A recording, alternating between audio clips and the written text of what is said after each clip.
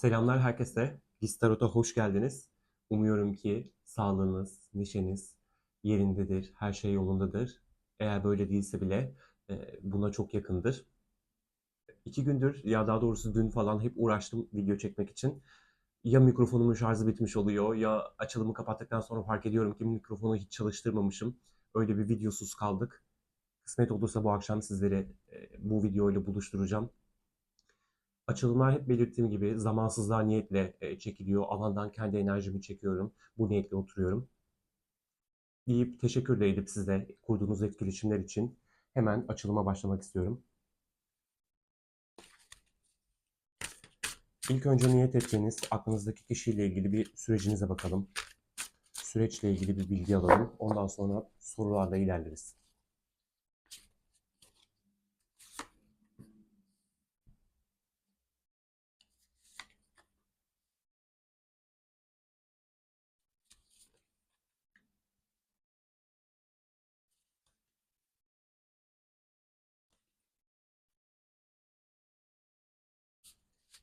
Siz ya da kişi çevredeki etkilere kendinizi kapatmış ya da hali hazırda hayatınızda ne olup bitiyorsa ona sıkı sıkıya tutunduğunuz bir dönemde tanışmış olabilirsiniz ve kişi size öyle somut adımlarla, öyle gerçekçi şeylerle gelmiştir ki çok ikna olmuşsunuzdur hemen ki keza siz de aynı şekilde ona gitmiş olabilirsiniz. Bir ilişki nasıl olmalı, beklentilerini güzelce konuştuğunuz ve somut adımlarla güzel bir birlikteye adım atmış görünüyorsunuz. Ve açıkçası ilerleyen süreçte biraz talihsizlikler, sıkıntılı süreçler yaşanmış görünüyor. Çünkü kupa beşlisi üzüntülerden, pişmanlıklardan da bahseder. Sanki bir dönem sonra, bir süre sonra bu karşılaşmanız biraz hüsranla sonuçlanmış görünüyor. Biraz destekleyerek gidelim burayı. Kişiyle ilgili sürecinize bakıyoruz.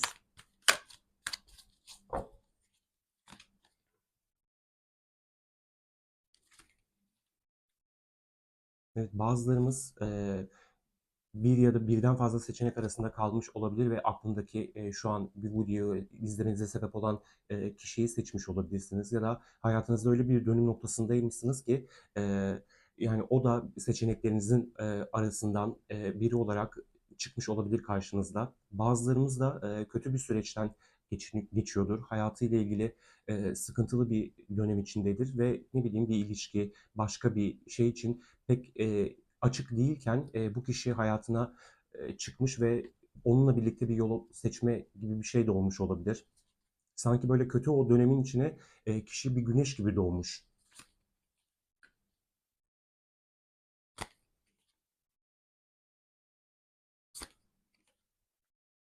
Evet, bazılarımız için de bu kişi e, epey önce tanıştığı bir insan olabilir. Sürekli ayrıl barış bir ilişki yaşadığınız bir kişi de olabilir. Sanki çevrenizdeki insanlardan bu konuda bir rehberlik aldığınız bir insan da olabilir. Ya da bir aile, yuva olabilmek, mutlu olabileceğinizi hissettiğiniz bir kişi gibi hissetmiş de olabilirsiniz kişiyi.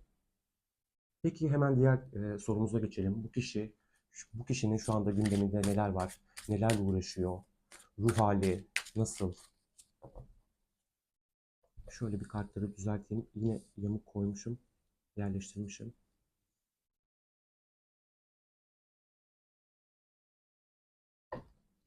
Bu kişinin gündeminde şu an neler var? Ruh hali nasıl?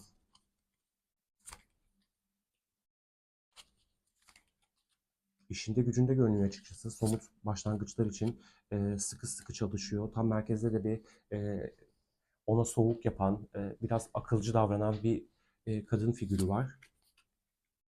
Ve bu insanla ilgili beklenti içerisinde görünüyor açıkçası. Deste altımızda İmparatoriçe. Buraya soru sorarak ilerleyeceğim ama ilk önce onun gündeminde ruh haline bakalım.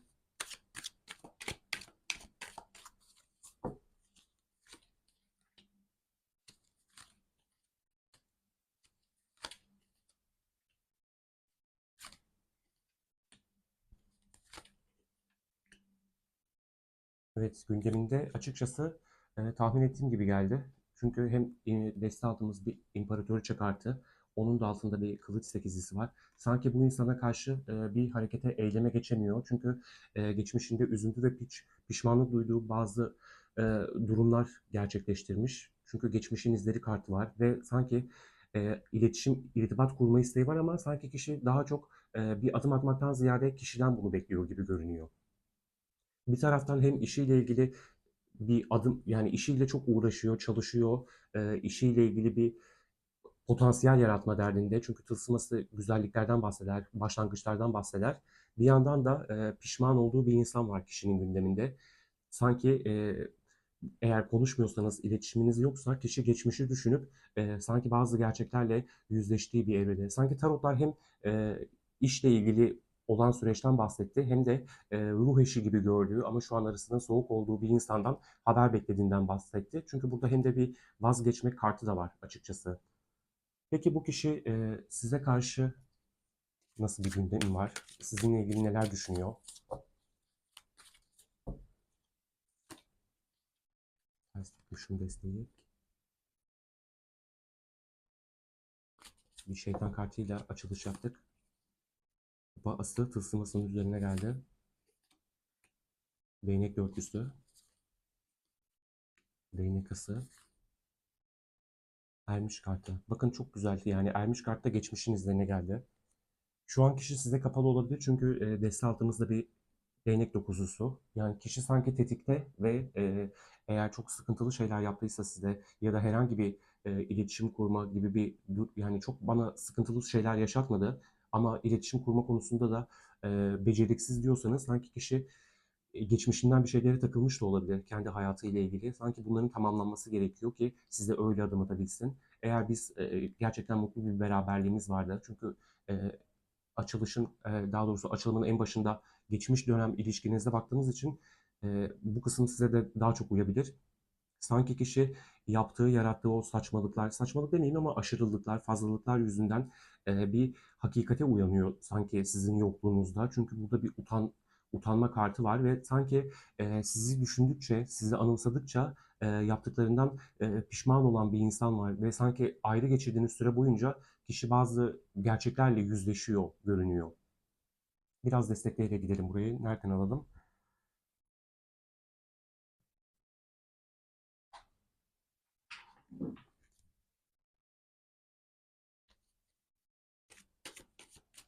Size karşı gündemi, düşünceleri neler dedik?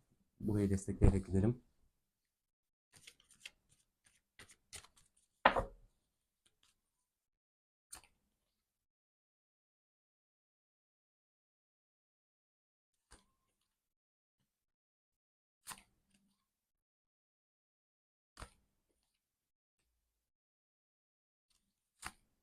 Bakın çok fazla kişide haberleşme ihtiyacı var. Çünkü hem geçmişe dönüldüğü zaman keşiş kartı da vardı burada, ermiş kartı. Size yaptığı yanlışların çok farkında olan bir kesim var açıkçası. Şu an sessizsiniz, iletişimseniz kişi iletişim kurmayı hem sizden bekliyor hem sizi çok merak ediyor. Çünkü ayrı geçirdiğiniz süre boyunca bir şeyleri idrak etmiş görünüyor açıkçası. Zeytin dalı kartı, iletişim kartı.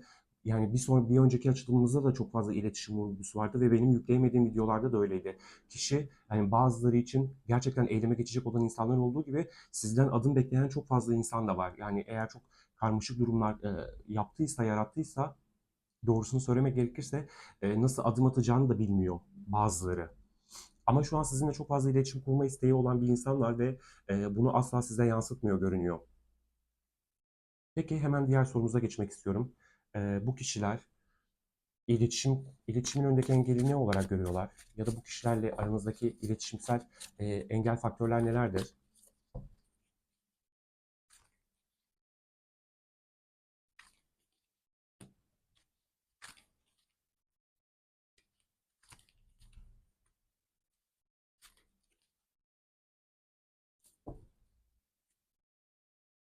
Aranızda bir takım dengesizlikler, uyumsuz durumlar yaşandıysa bunların biraz şifalanmasını istiyor olabilir kişiler. Bakın denge kartı da biraz sabır kartıdır. Dengede de sabra ihtiyaç vardır. Çünkü şifalanmak e, zaman isteyen bir süreçtir.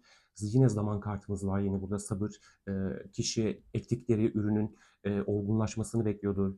Burada da bir yine ağır ilerleyen bir süreçten bahsedebiliriz. Tabii bazılarımızın hayatında akıllarındaki kişilerin hayatında biri de olabilir. Bu da engel olabilir. sizinle doğru düzgün iletişim kurmasına ya da sizi öyle iyi bir yerde, öyle bir iyi bir konumda görüyordur ki ve e, yarattığı birçok zorluk vardır, karmaşa da vardır ve siz kendi değerinize, kendinizi bilerek hayatınızda öyle bir tutunmuş, öyle güzel bir şekilde ilerliyorsunuzdur ki artık ona e, bakmayacağınızı da düşünüyor olabilir kişiler. Biraz buraya desteklere gitmek istiyorum. Bazılarımızın akıllarında kişi de gerçekten tam burada dediğim gibi o kadar çok alışmıştır ki alıcı olmaya. Bu adımı da sizden bekliyor olabilir. Yine dediğim gibi tekrarlamam gerekirse. Ama sanki ne kadar burada faktörlü engel olan durumları soruyoruz ama yani burada da şey de diyebilirim aslında. E, Kişinin çok fazla düşünmeden maceralara atılıyor olması da aranızdaki iletişimi geciktiren faktörlerden biri olabilir. Biraz burayı desteklemek istiyorum. Bakın bu kaçın merak kartının yanına yine bir merak kartı geliyor. Yine bir denge kartı. Burada da vardı. Bakın yani muhtemelen e, kişi öyle sıkıntılı şeyler yaşatmıştır ki size yani o yüzden de bir harekete geçemiyor olabilir. Yani kafasında bir şeylerin netleşmesi gerekiyordur belki. Belki sizden bir ışık görmeyi umut ediyordur. Çünkü eğer size gerçekten zorlayıcı şeyler yaşattıysa biraz zamanla bunların düzelebileceğine inanan bir insan var burada açıkçası. Bazıları da gerçekten yüzleşmekten korkuyordur. Deste altımızda yine bir vuslat kartı. Hemen başka bir desteden şey soralım. Bu kişi siz sessiz kalmaya devam ederseniz iletişime geçecek mi sizinle?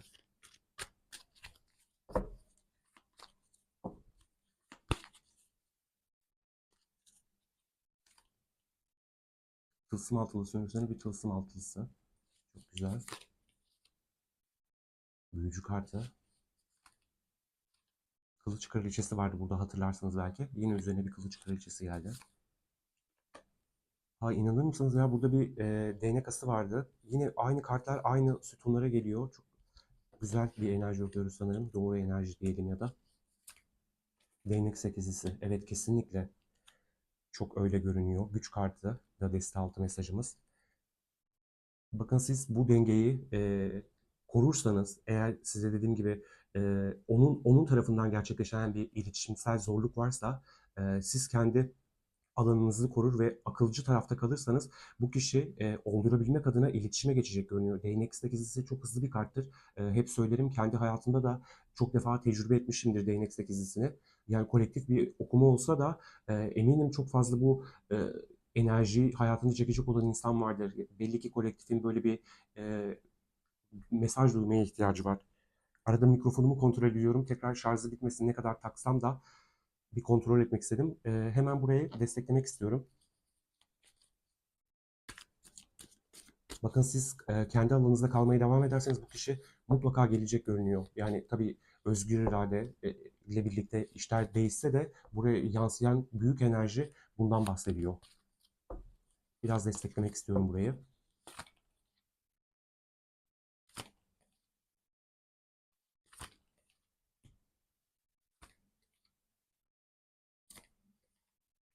Açıkçası bu kartı bekliyordum. Tekrar üzerine bir kart seçeyim mi? Seçeyim bakalım. Mukadderat kartı, tapınak kartı.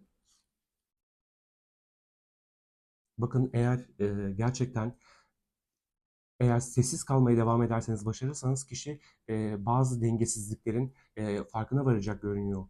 Doğrusunu söylemek gerekirse. Yani bu kişi sizin sessizliğinizle birlikte sessizliği bozmak adına elinden gelen çabayı, çözüm yollarını arayacak görünüyor. Çünkü siz kendinizi fark ettiniz. O da belki sizin bir şeyleri idrak ettiğinizi iyice yokluğunuzda, sessizliğinizde anlayacak görünüyor. Onun hanesinde ona sorduğumuz zaman bir ermiş kartı vardı. Burada da kendini fark etmek, sessizce içsel dünyaya yönelmek. Yine burada bir e, tapınak kartı, dinlenme ve duaya yönelme. Sanki kişiler e, yokluğunuzda bir şeyleri anlama potansiyeline bürünmüşler. Anlıyorlar görünüyor açıkçası. Uzaklaşma kartının üzerine bir kart seçtim ve mukadderat kartı geldi. Bazıları da yani çok küçük bir ihtimal mi diyeyim yoksa bazılarında böyle bir ihtimal olabilir tabii. Sizin sessizliğiniz artık onda bir o beni artık istemez, uzaklaştı. Belki de bu ilişki bitti gibi düşüncelere kapılıp harekete geçecek de olabilir. Bir süre bunu devam ettirecek de olabilir görünüyor. Ne soralım, ne soralım? Peki siz bu kişi hakkında ne bilmelisiniz? Siz bu kişi hakkında ne bilmelisiniz?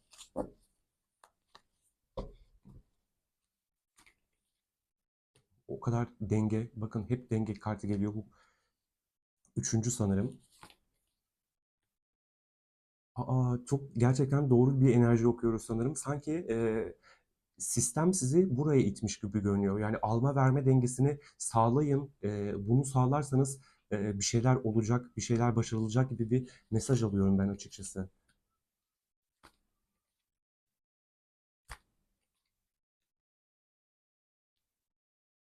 Araba kartı desteği altı mesajımızda. Yine burayı destekleyerek devam etmek istiyorum. Bakın sanki bu kişi bunları pek sağlayamadığı için ilişkinizin geldiği nokta böyle olmuş. Biraz e, sizin çabanızla zorla yürümeye çalışmış olabilir, yürütülmeye çalışmış olabilir. Kupa dörtlüsü, kupa beşlisi. Yani bu dengenin sağlanması gerekiyor açıkçası. Yani daha düzgün, daha iyi bir birlikteliğe ulaşabilmek için sanki sizin olduğunuz konumu korumanız gerekiyor ve bu kişiyi harekete geçirecek olay bu. Biraz destekleyerek ilerlemek istiyorum. Yine vermiş kartımız geldi. Bakın yine bir değnek sekizlisi.